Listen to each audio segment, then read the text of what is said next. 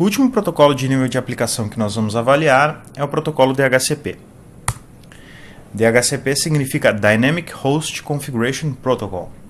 Funciona assim. Para que uma estação possa entrar na rede, ela precisa de pelo menos 4 configurações. Primeiro, ela precisa de um endereço IP, ela precisa de uma máscara de rede, ela precisa de um endereço IP do roteador e ela precisa do endereço IP de pelo menos um servidor de DNS. Bom, essas informações podem ser configuradas manualmente ou através de um servidor DHCP. No protocolo DHCP, então, o cliente é uma estação que não possui esses dados, ou seja, uma estação que vai obter automaticamente essas informações através de um servidor DHCP, e o servidor, então, é um software, uma aplicação que está aguardando requisições de clientes para fornecer essas informações. Aqui eu coloquei uma tela do Windows 7, de onde são configuradas essas 4 informações da placa de rede.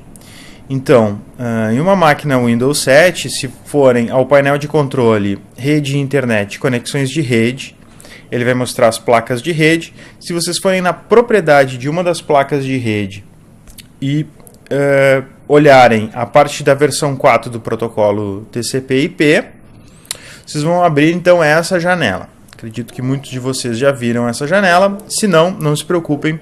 No próximo vídeo eu faço um passo a passo com calma para a gente chegar até aqui. Mas enfim, analisem essa janela aqui agora. Observem que aqui é onde eu consigo colocar, onde eu devo colocar o meu endereço IP, a máscara de rede, quem é o roteador padrão, o gateway padrão, e aqui 1 ou 2 endereços IP de servidores de DNS. Então, no mínimo, um servidor de DNS.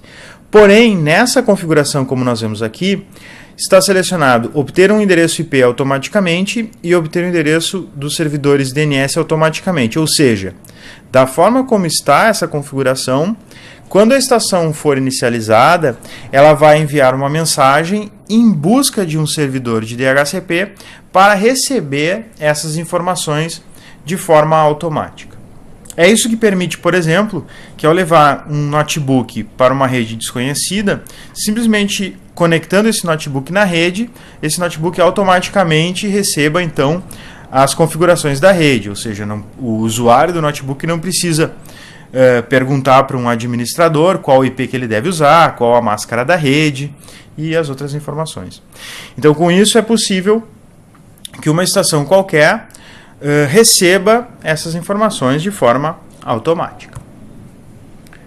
Bom, um servidor de DHCP, então, como eu falei, é uma aplicação que está instalada em um servidor, em uma máquina da rede, que fica guardando requisições de clientes.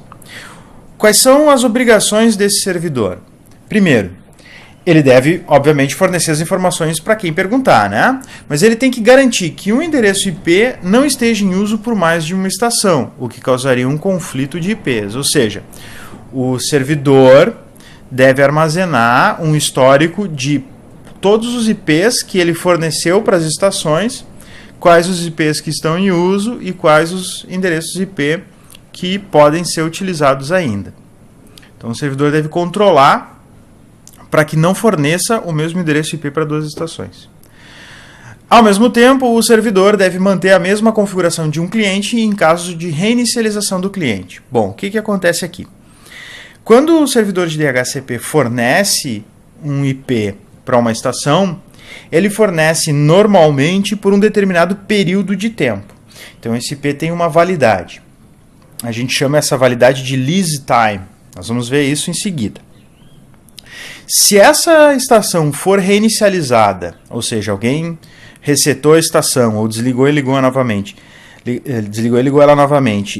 enquanto o lease time ainda é válido, o servidor de DHCP vai então fornecer o mesmo endereço IP que ele havia fornecido anteriormente para essa estação, ou seja, a estação vai manter a mesma configuração em caso de reinicialização. Também o servidor de DHCP deve manter a mesma configuração de um cliente em caso de reinicialização do servidor ou do serviço de DHCP. Então, essa base de informações de qual endereço ele passou para qual estação, esse banco de dados, digamos assim, né? Essa base de dados deve ser mantida caso o servidor seja reinicializado. Ia ser muito ruim se ao reinicializar o servidor de DHCP, ele perdesse essa informação e começasse a distribuir, então, endereços IP duplicados, por exemplo. Também é função do servidor de DHCP permitir a especificação de uma configuração fixa para determinados clientes, servidores, por exemplo. Significa que eu devo ser capaz de fixar uma determinada estação através do, normalmente, endereço de placa de rede dela, fixar um IP para ela, ou seja, sempre que esta estação pedir as configurações para o servidor de DHCP, ele vai fornecer as mesmas informações. Então eu posso, por exemplo, ter um servidor em uma rede que está configurado para receber um endereço IP automaticamente e o meu servidor de DHCP fornece sempre o mesmo endereço IP para aquele servidor.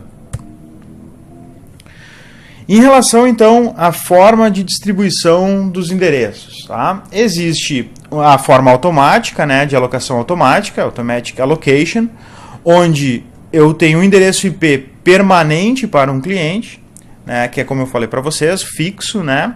Ou Dynamic Allocation, onde o endereço IP é fornecido para um cliente por um período de tempo definido, que é o lease time, que eu já falei para vocês também, né? Então eu posso distribuir os meus IPs através de uma alocação automática ou de uma alocação dinâmica. Como é que funciona, então, a negociação do cliente com o servidor de DHCP?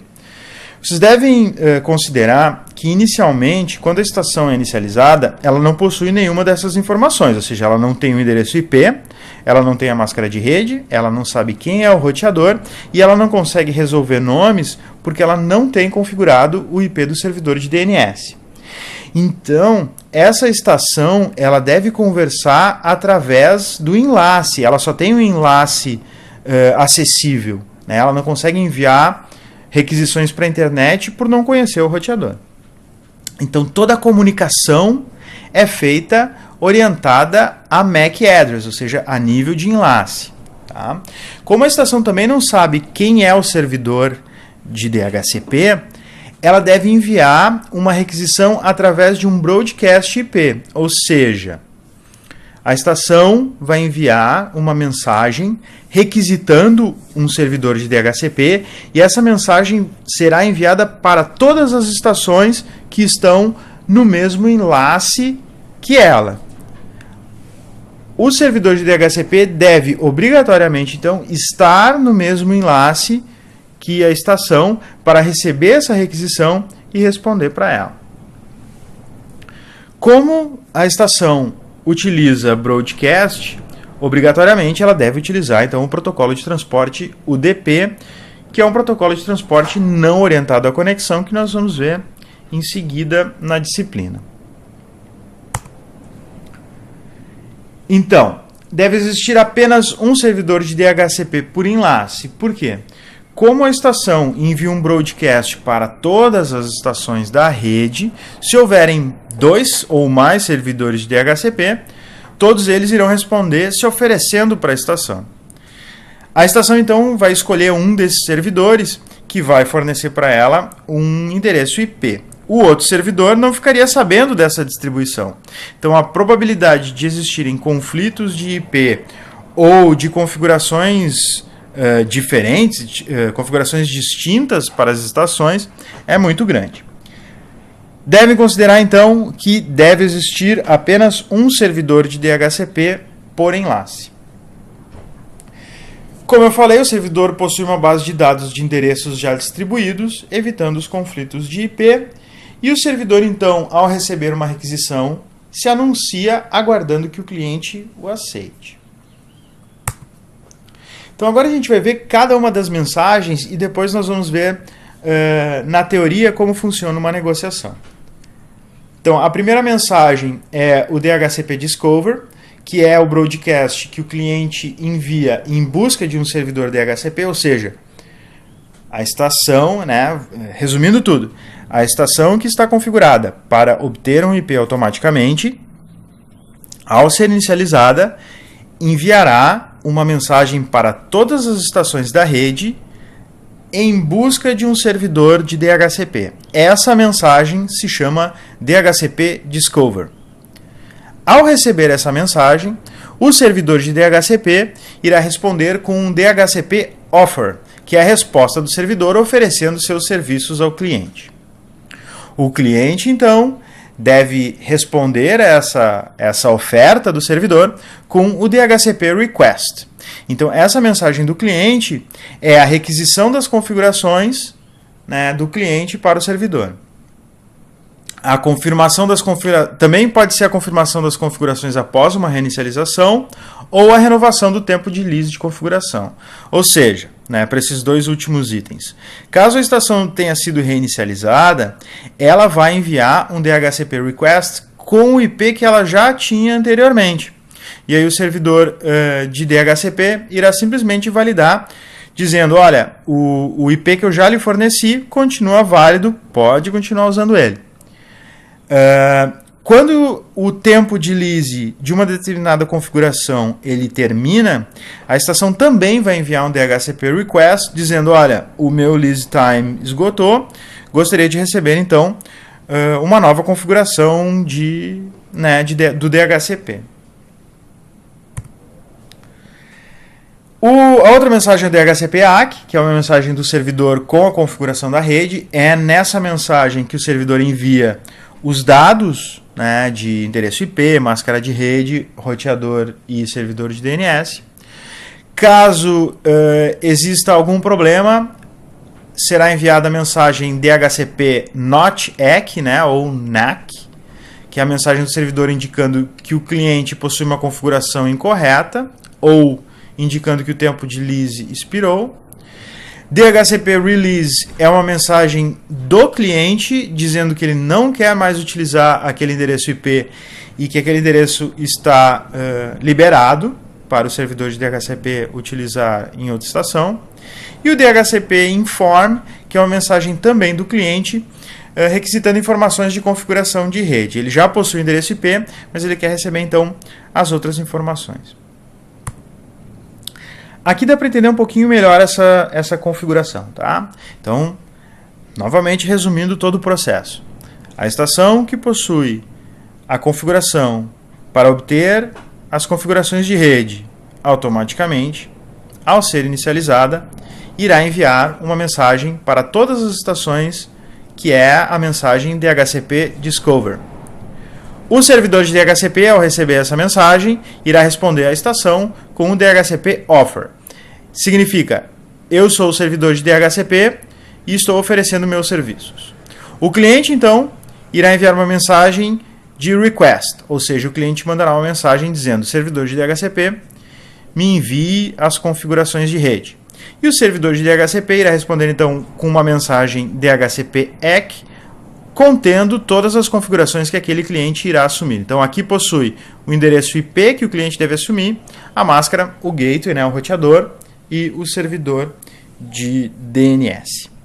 Tá? Então é um processo bastante simples.